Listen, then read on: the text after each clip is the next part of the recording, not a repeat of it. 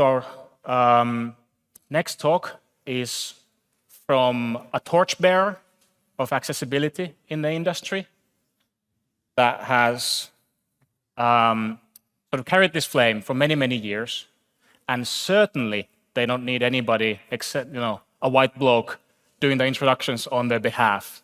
So please welcome Felicia from Next Games. That was quite an intro. Wow. Hey, so before I jump into my presentation, I would actually like to flip the table a bit here and thank IGDA for organizing all of this. Can we give it up for them? Because it's a really lovely venue. The lunch was awesome. The coffee is great. This is such a unique and awesome opportunity. So thank you to them for all of their work. So yeah, today we're going to be talking about workplace accessibility, the hybrid way of doing things. Alternatively, the pandemic was good, actually. No, we're not going to call it that. My name is Felicia Prehn. My pronouns are they, them. Let's go. So who am I? Apparently, I'm really important, according to what he just said. But I've been working in the game industry since 2016. I started at a small startup called Nopia. Shout out to Pori, if anyone here is from Pori. Yeah, you are. Yeah. And then I worked my way up to where I am now at Next Games, where I am a player experience specialist and the leader of our diversity, inclusion, and belonging group. I have multiple disabilities, so most of you know me as the loud blind person, but I am also a chronic migraine sufferer. I have chronic pain, chronic stomach problems, and ADHD. So God really didn't want me to, function. But it's fine. We're here anyway. I have to try to see what that says from down here. I'm a board member. Yeah, that too. I'm a board member of We in Games Finland, which is an organization that advocates for more diversity and inclusion in the Finnish game industry. I've been active with the association now for a couple of years. Shout out to them.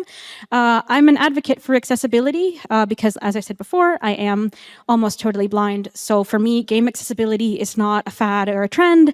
It's how I play games. And without accessibility, I would not be able to, do anything having to do with my job or with games in general. So I've been yelling about this for a very long time now.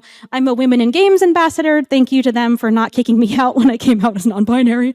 And I'm a lifelong fan of the Pokemon franchise. One could argue that Pokemon is how I ended up in games in general. So I'm also a host of a weekly radio show on Finest FM. So if you're Estonian and my voice sounds familiar, that's why. So I want to talk a little bit about life before the great global panini.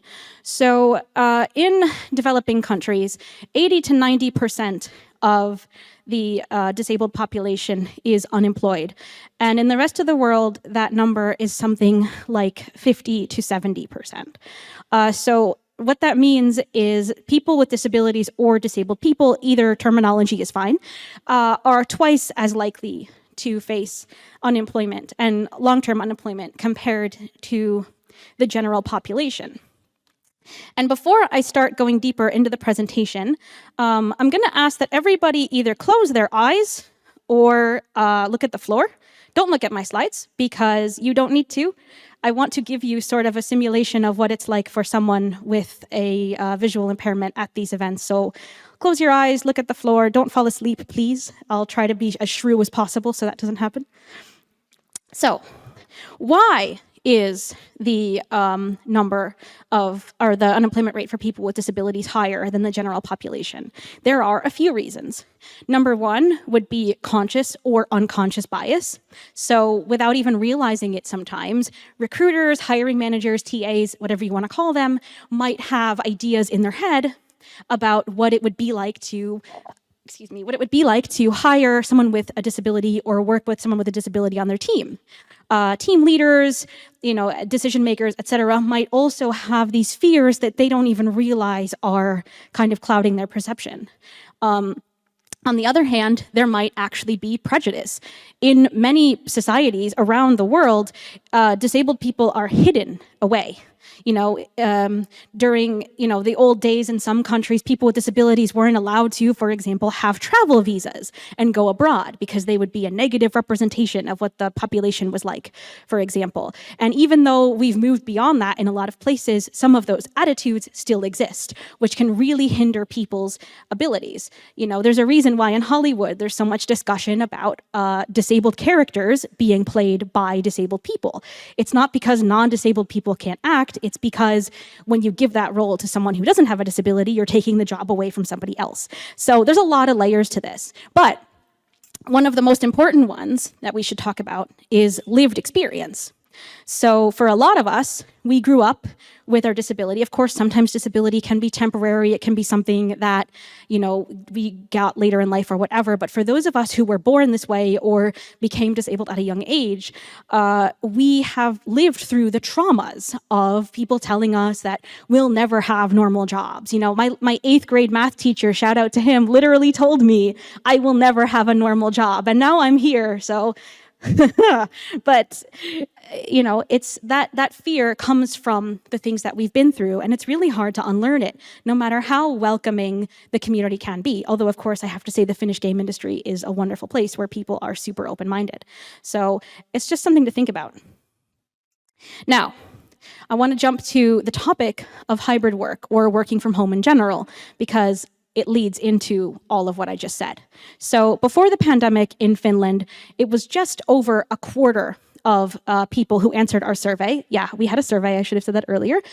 We in Games organized a survey regarding hybrid work where 61 people from the Finnish game industry answered. 61's not a lot, but it is actually a quite large number of our members, so thank you to everyone who answered. So yeah, just over a quarter of people answered the survey and said that anyone could work from home whenever they wanted before the pandemic. Now that number is almost 69% of people, which is a lot.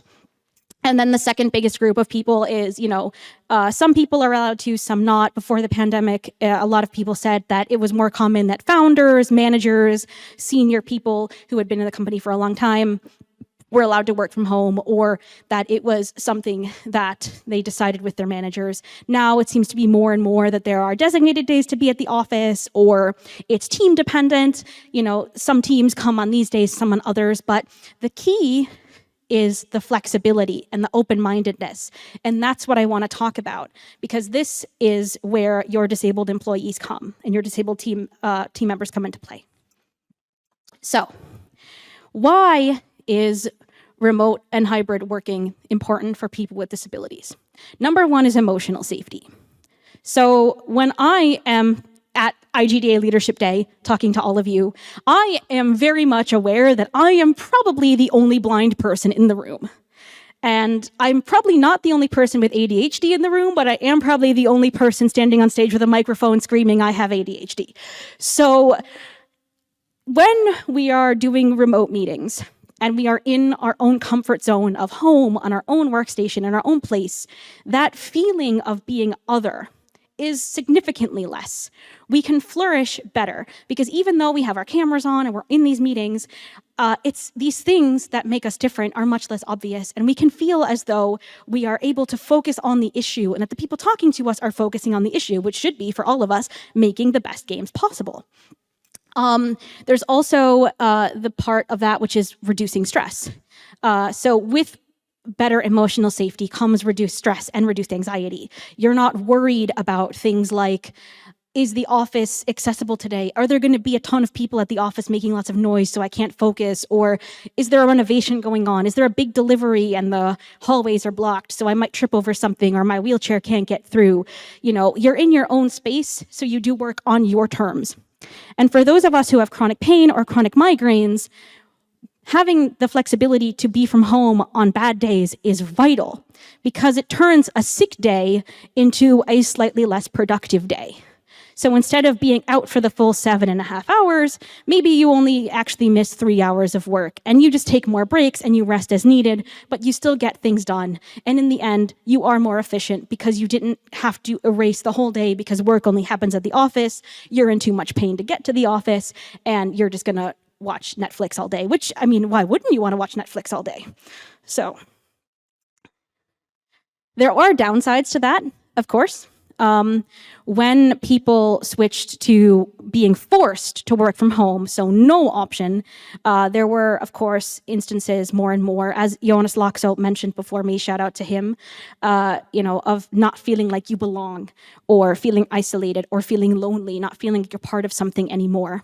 And that is something that has to be considered also, which is why the flexibility is what's important. Not being fully remote, not forcing people to go in any direction, but simply saying that this is what we can do, and no one is forced in any direction. On top of that, Jonas also touched on trust, which a survey that was done in the UK also found that 70% of disabled workers especially worry that their chances at career progression are hindered by the fact that they're working from home. So they feel like they are being judged as only working from home, and that work is not being seen as, or in the same way as someone maybe doing the exact same job, but who is physically seeing their managers and coworkers every day, and then is being maybe negatively impacted.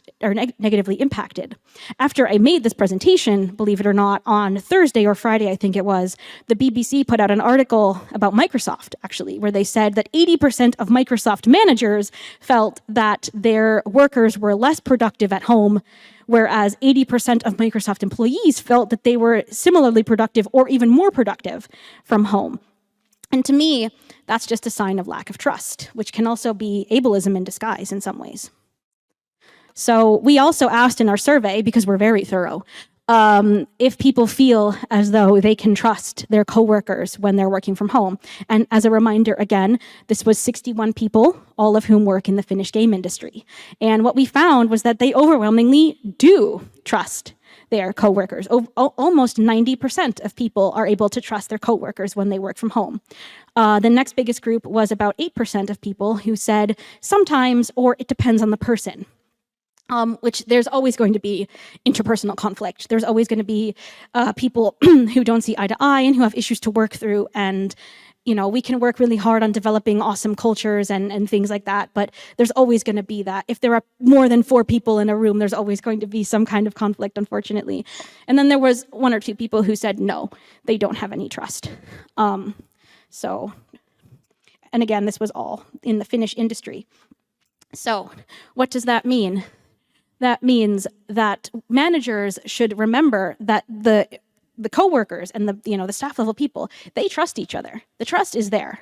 So when we're thinking about trust from a leader or a supervisor or a manager toward an employee with a disability, we should be thinking, are deadlines being met?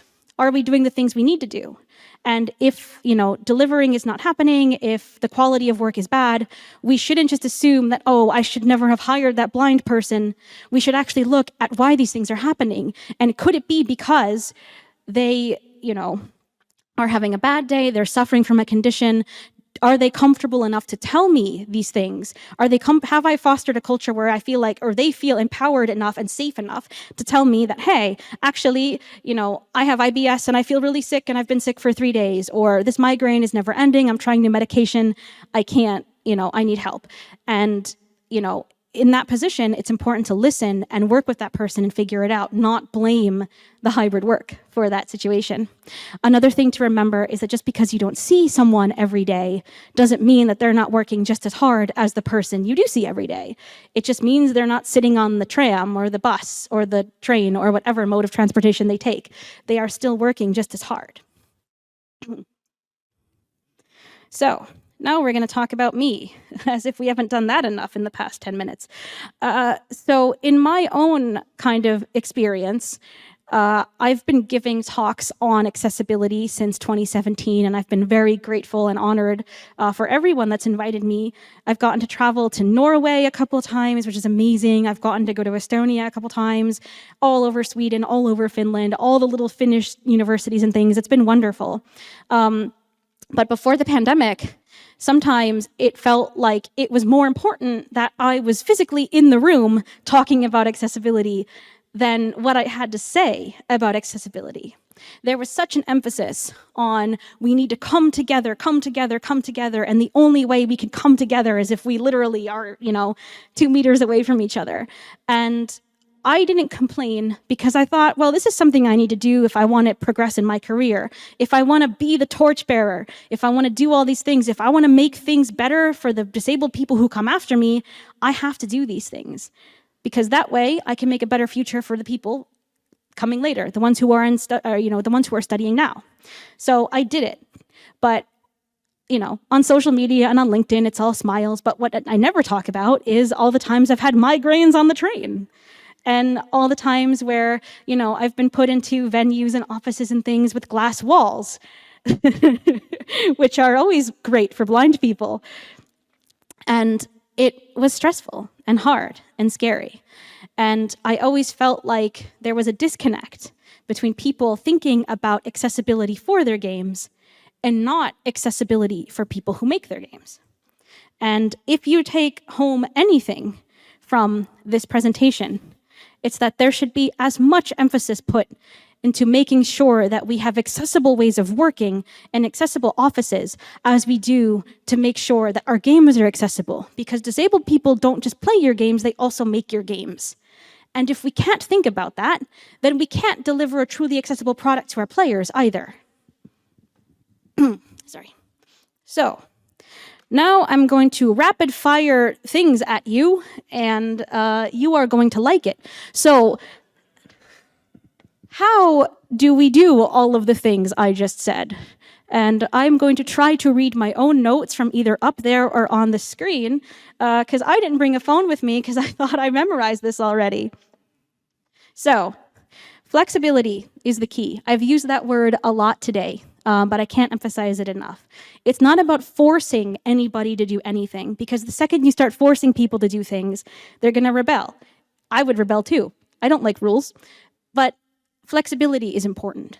So knowing that team leaders and teams and individuals themselves can decide amongst themselves, what are their needs?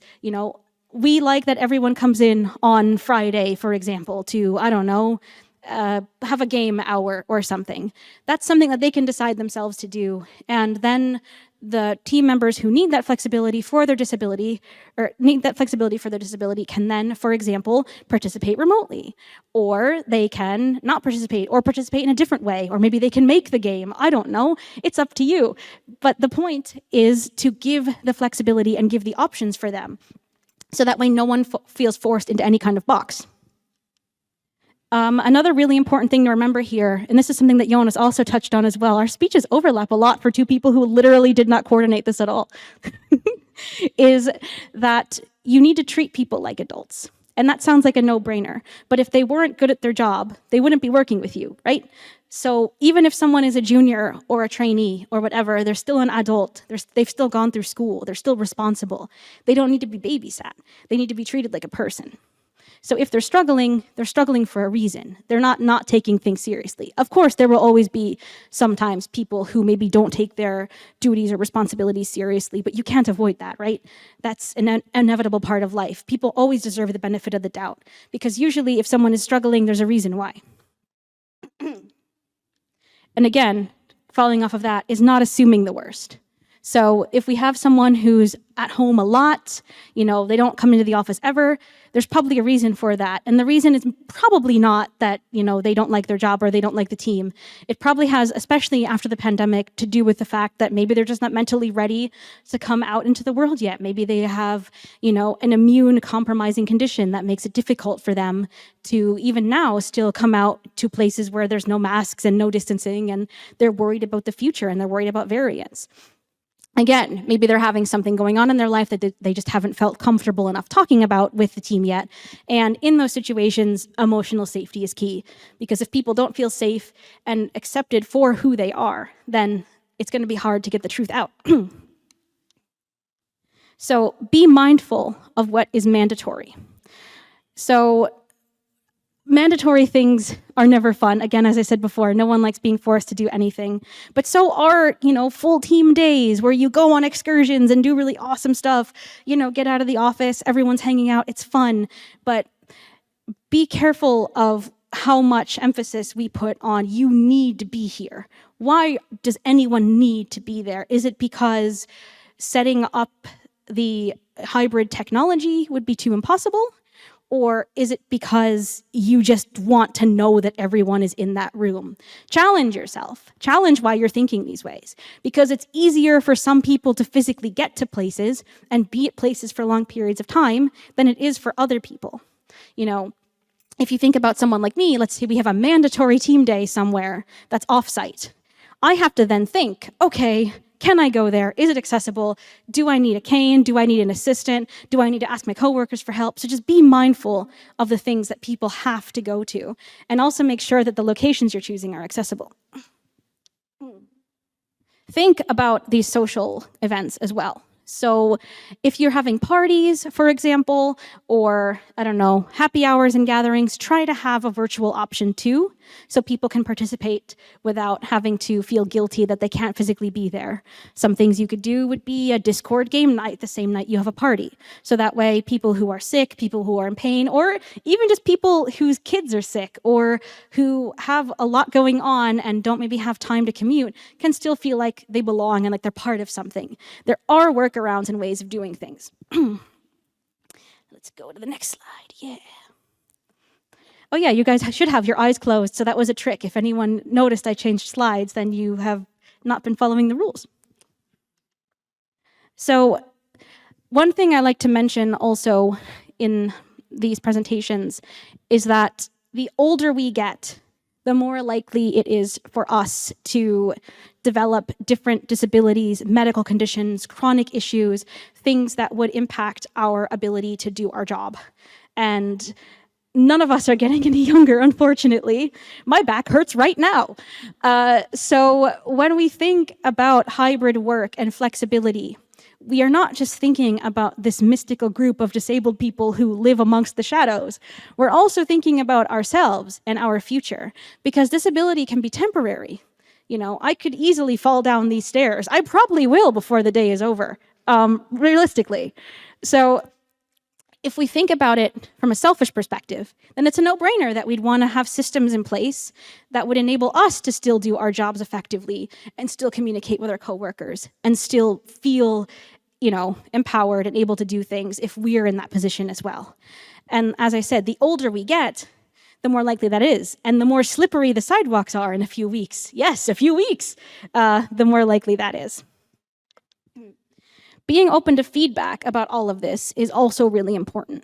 So sometimes when you're talking about accessibility at work and hybrid things in general, you're going to make mistakes. You're going to have always good intentions, but, you know, no one ever gets things 100% perfectly 100% of the time. And it's really important to be open to feedback, especially from your disabled colleagues, but from everyone really, about these issues. Making sure that we have ways to not only process the feedback, but then learn from it and implement it are key. Because, you know, you can do a lot of research, you can set up everything perfectly, but there might still be things to do better. And there might still be a situation where somebody feels excluded or feels like, you know, things could have been done better or, you know, whatever. So just being open to the feedback and working on it is a really good sign. And then it also makes those disabled colleagues of yours feel more emotionally safe. I keep using a lot of the same phrases, but it all kind of connects to each other. So always question the status quo. And what I mean by that is we did a lot of things before the global pepperoni. And after the pepperoni now has ended, we're in a position where a lot of us feel like, yes, we need to get back to normal. Now we can get back to normal. But do we want to go back to normal? Did we like normal? Did we like spending 2 hours a day on the train? Was that fun for anyone except train enthusiasts? Like, we have to wonder, why? What is the status quo? Why do we do things the way we do them? As Jonas said, we are creative people. So it's natural that we're always going to be finding new ways to do things, new ways of thinking about things. And if it was so that, well, we always, for example, as a team went and, I don't know, climbed a mountain sometimes, why? Especially if you now have disabled coworkers who literally can't climb a mountain. You know, why did we do things this way? Or I don't know, mountain climbing is a really weird example because I don't think there's any game dev team in history who's been like, yeah, let's do that.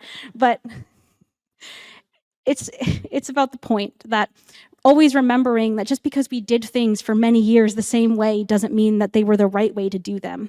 And quite a lot of the open comments we got in our survey, again, only 61 people, but still, said that they were worried that their companies were so dead set on going back, wanting to do things as before, the old way, the normal way, that they weren't stopping to think whether or not the old way was good for everybody, or was it only good for example, people who were neurotypical. So that means people who don't have ADHD or autism or anything similar. Or was it actually a good way for people, with physical disabilities who have a hard time getting around? Did it actually make sense the way we did things before, or was it just that nothing forced us to challenge our way of thinking about them and think about how we could be doing them in a way that's more accessible and more inclusive? So hiring processes are also a really big part of this. Step one of having a truly inclusive and accessible team is by hiring awesome people, right? And when we think about hiring processes, one thing that stopped me before the global pandemic levato was having to think about coming to Helsinki, because at the time I didn't live here. And knowing that I had to physically go in for these early stage interviews was stressful, because I had to think about getting there, first of all, to Helsinki, then navigating from the train station to the office, like Frogger trying to dodge the cars. It's scary for someone with a visual impairment, and it's stressful for all kinds of people with disabilities. So one thing that would really help would be those early stage interviews, those screening calls, basically, where you're just checking that the person is not a robot, that those can happen without needing to think so much about physical attendance, and giving flexibility for people. If they want to do the screenings in person, they can, but if it's easier for them to do it online, we have 2 years of all of our companies hiring people remote to show that we can do that. And I think we don't have to go back to the old way. So the final kind of point I have regarding all of this is that remembering that games are made by people. So I'm using a lot of examples and, trying to be funny, but at the end of the day, I'm talking about people and their lives. I'm talking potentially about some of you. We are all people showing up to work every day. There's not a single game so far, unless InspiroBot has a game out there that's been made by AI fully and is successful. Great games are made by great people, and they need to feel safe at work, and that's really important. So you can open your eyes now. So you can take a picture of this slide. This is some resources that I have, just some interesting surveys done by the Trade Union Conference in the UK. There's quite a lot of British resources out there on this topic, but just because they're British doesn't mean they can't be applicable, of course, to Finland or wherever else as well. So I'll give you all a second to take a picture of the slide, and I think these slides will be available somewhere after this. But I'm not entirely sure. And this last slide is, of course, my contact information. So there's my email, which is felicia.prehn@gmail.com. I think I put it, did I put Next Games email? I don't know, I can't see. My LinkedIn, which is Felicia Prehn. Next Games' website, which is nextgames.com. We in Games' website, which is weingames.fi. And my new baby was born today, which are the accessible event guidelines for... Yes! So, they are now live. I will be spamming LinkedIn with those as soon as I get back to a computer. But you hear it first, VIP treatment for IGDA Leadership Day. So that's the end of my ramble. Thank you for coming, and if there are questions, I'm happy to answer them.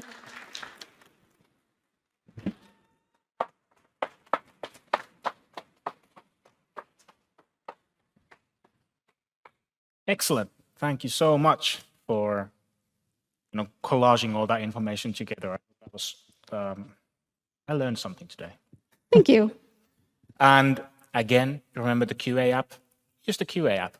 I'm going to be reading it. But I'll start off with just some thoughts that I was kind of pondering there on my own. How's the community for sort of accessibility, or it's a very vague question, but like is there a place that if people struggle that they could reach out to, or like any tips? So I don't want to say good things about Twitter, but Twitter has a really good community of people who are passionate about accessibility, whether it's game accessibility or workplace accessibility. There is constantly discussions being had. Some of them are great. Some of them make me want to delete the app and go touch grass for a while. But I would say if you're ever curious, just search for the hashtag accessibility or office accessibility on Twitter and join in on the conversation. I got a lot of help from different people in that community on both this presentation and on the event guidelines I just put up. So yeah, we're a really active bunch. There's also some cool people on LinkedIn. There's the Can I Play That website, which is of course mostly about game accessibility, but of course a lot of those people are disabled folks working in the industry. So they have a lot of thoughts. And of course, We in Games, we have our Facebook group you can always join, and any kind of accessibility related talks are always welcome there as well. Perfect. What would you say is sort of, are there any common reasons like why people struggle? Is it about sort of physical illness, or is it something more internal, or can that be even generalized? So I think every person is different, but I think it's, at the end of the day, a mixture of both physical and kind of internal struggle. A lot of us have trauma that we deal with, that we live with, that we have to work through. And it's, of course, not our employer's job to be our therapists, but we would hope that there would be levels of understanding and compassion and kind of reassurance when we, for example, get negative feedback. One thing that people with ADHD and autism especially struggle with is a thing called rejection-sensitive dysphoria, which means you would say to that person that, hey, you could have done that better. And in our head, it's, you're stupid and I don't like you.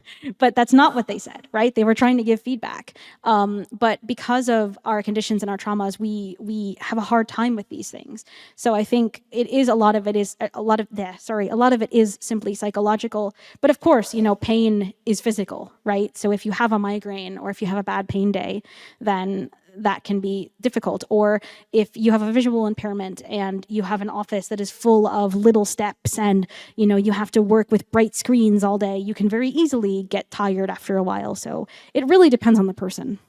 Yeah. And do you sort of have data or anecdotal or otherwise that is it easier to talk about or address the sort of more physical challenges versus mental challenges? Physical challenges 100% are easier to talk about for most people because it's something that people see and it doesn't have as much of a stigma related to it. In Finland, it's definitely getting better, and shout out to all of my amazing colleagues. I always feel like I can talk to any of them, but I know quite a lot of people in different places who, it's really easy to say like, oh yeah, I use a wheelchair, so I need a ramp. And that's like, oh yeah, of course, like they have a wheelchair, they need a ramp. But, hey, I have ADHD and this way of working is difficult for me when things like ADHD or depression or whatever have been in films and in media kind of turned into one thing. So when someone maybe has this condition but doesn't fit that stereotype that people have learned, they can sometimes feel like they're not being properly heard or properly seen because they don't fit the mold in that person's eyes. So I've dealt with this as well. People telling me, oh, but you don't look blind. And it's like, what do you mean? Like, I'm not Popeye? Like, is that what you want? Like, so it's hard. It's really hard. How do you change that? Look like Popeye, I guess. I don't know. Yeah, I guess from the grander point that like if it would be lovely that there's always that somebody, whether it's a supervisor or colleague, who sort of notices all of this and helps out. But I'm guessing a lot of times you yourself have to be the instigator at the same time as you're maybe struggling, and that's super hard. Yeah, that is really hard. And because there's always going to be people who don't understand. But I find that just talking to people does help. If you can have someone that supports you, that's really essential. So maybe you have a hard time talking to your supervisor, but you have one colleague who's like really cool and you can talk to them. And then together you could, for example, go to your supervisor or go to HR, like just not have to have that conversation alone. it can make a big difference. Or maybe if you're a junior, you could sign up for like, IGDA mentorship or We in Games mentorship or one of these mentorship programs where you can kind of find yourself like a mentor within the industry who can who like has a similar background to you and can be that support. Just knowing that you don't have to do things alone is a really big thing, because a lot of us do feel isolated. Like I said in the beginning, I know I'm the only person here with my vision, and that's stressful, even though I have my fan club in the corner over here. So it's hard. I think the fan club is going to be bigger by the end of this event, by the way. Do you find that there's any commonalities? Like, what's the biggest blocker for a workplace being more accessible? Is it the people? Is it the physical architecture, glass walls, all that? Or? Money, yeah. So it's money, just the physical, because making these changes costs, right? So if you're a startup who's already struggling and you have to work with the space you already have, it's really hard. But then you're also fighting with architects and visionaries who are like, no, you don't understand. Like, I'm going to redesign this office and it's going to be beautiful. And then you walk into a glass wall and you want to find where that guy lives. So it's like, it's hard. It's hard because you don't want to hurt anyone's feelings either. Like if someone spends a ton of time redesigning your office to make it gorgeous and, it looks great in a magazine, but it's super impractical. And then you've already spent all that money on the renovation or the change, or maybe not even that, but just like you've tried to find the perfect affordable space for your company and then you do, and it's not accessible. And changing it would either be impossible or cost tens of thousands of euros. It can be really hard. Yeah, so if that's sort of the physical side of things, and obviously those choices can be affected if you're at the right place at the right time. That sort of ties into one of the questions from here of like, how can you best support as a colleague to help make the workplace more accessible? Or maybe from your point of view, what do you wish coworkers did more or less of? Just be aware of things, I would say. So now We in Games has these really cool guidelines, but aside from those, just have a general knowledge of what basic accessibility could look like. Be aware of it, because once you listen to talks from me or for someone else, you should always have this in the back of your mind. So for example, even being right here, like these things that I'm afraid to walk too much forward on, like these could have tape, for example, like, just having the courage to speak up about it, and then also being aware of the issues, whether that is reading guidelines, reading articles, watching some lectures, or just politely asking a colleague with a disability if it's okay to ask what they need. Not being pressuring about it. If they say, no, I'd rather not talk about it, then that is a no when you move on. But making sure that people feel comfortable enough to speak up is also really important. So there's actually quite a few things, really. Yeah, absolutely. And sort of in that spirit of working together, any good examples of an accessible offsite or a team event? Just like good examples for inspiration. Well, that's a hard one, actually. I would say, just like I said before, making sure that there's options. So if they do choose to go rock climbing, that there's the Discord option of having a game night. Choosing, for example, maybe like a picnic in a park where there's picnic tables and a grassy area. If there's like a cabin retreat or something, making sure that the cabin is big enough, accessible enough, bright enough. Just anything like, or even an event like a concert could be a good idea if there's accessible seating, and then if it's not too loud, like if you can have earplugs and things. Like there's so many different things to turn pretty much any event, except for maybe rock climbing and swimming, into something that could be accessible. It's just about, being creative, being open-minded, and then also making sure that if you do go with something that would traditionally be not seen as accessible, that you've exhausted all of your opportunities to check out that, okay, we did everything we could, and that information is then easily available to everyone. So don't just have accessible options and plans in place for the event and only tell the person who needs it. Make it visible to everyone in intra or in the event invite, so that way everyone knows. And that way, if someone is struggling, everyone is in a position where they can reference those guidelines or say, oh yeah, I saw here that this is there. Just share that information forward. That's huge. Yeah, so I guess if I just use an analog of that, like if we would go together into a restaurant, it would be fairly easy to accommodate different choices within the framework of let's have a chat and mingle and all that. So that idea, but for many, many other things. Yeah, so in a restaurant, make sure it's well lit, make sure there's space, make sure that if you are using a wheelchair or any kind of aid to help you get around, that you don't get stuck. These basic things. Anything could be like, for a lot of us, if an attempt was made, it's wonderful. So just knowing that there are attempts is fantastic. Yeah, absolutely. And here's a tough one. In an interview, should I ask about someone having No. disability? Hard no. No, hard no. I think that's also illegal. That is true. And I guess, like, We don't promote crime here at IGT. do not do illegal things. But if we assume that, then the question is obviously coming from a sort of compassionate place of... Ask it later. Yeah, so how do you then sort of talk about this? After the contract is signed. No, really, because up until that point, you're in a position of power. Up until the contract is signed, you are in a position where you could take away from that person something they really want.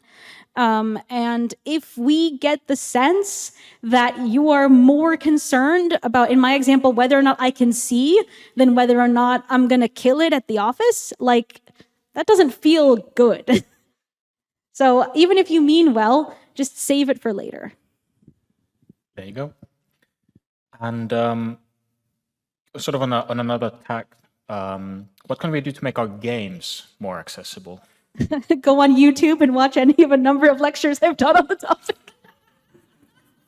No, there's lots of resources out there. GameAccessibilityGuidelines.com. I'll say that slower. GameAccessibilityGuidelines.com has a really comprehensive list of all the different things you can do, from easy things to implement to more difficult things to implement.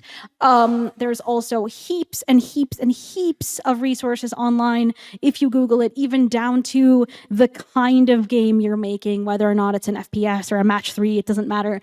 So yeah, just do a lot of research and find a very cool, awesome accessibility consultant, I'm taken, sorry, who is willing to do that and pay them generously.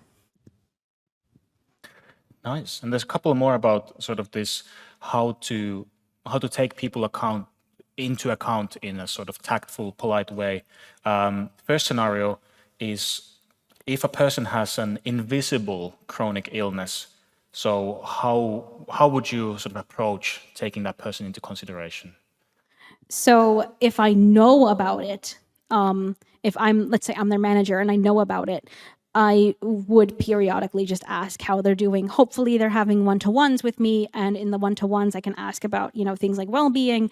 I can ask how they are. I can ask if they need anything. Basically just making the barrier for them as small and invisible as possible, and knowing that when I ask, or reassuring them that when I ask these things, I'm asking them because I want to help, not because I'm making an invisible list of all of the inconveniences they have caused. I want to help that person.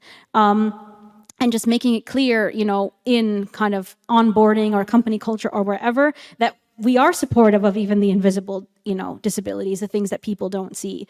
That it's not just about, it's not just about wheelchair ramps. It's also about, quiet rooms and having flat places if someone has seizures, for example, and these other extra things. Just always being mindful is the key.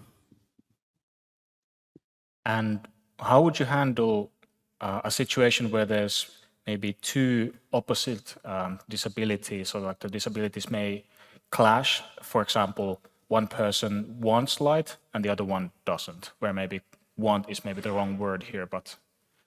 So in that case, then I would offer the flexibility. So for example, they could both have the flexibility to work from home if need be. If they have their perfect setup at home, that's the key. And then if they're working in the same office, then it's just a matter of finding a dark corner and a dark setup for the one person and a lighter setup for the other person. Through communication, anything is possible when it comes to this kind of stuff. And traditionally, we disabled people are not a monolith. We're not like a Power Ranger Mighty Zord or whatever, but like we are together. So we want to support each other. I once worked at a company with someone who was hard of hearing, and we were like a mafia. Like, so the needs of a hard of hearing person and of a blind person are going to be very different. But at the end of the day, we want to help each other. So, of course, like I could be wrong, and there might be instances where there's like tension as such. But usually, we want to help each other because we know better than anyone what it's like to have needs that are not being met. Perfect. All right. Thank you so much for taking the time to tell your story today and answer the questions. I hope you'll be hanging around for a little bit if people have any more questions. Sure. After the fact. So, round of applause, please, for Felicia. Well done.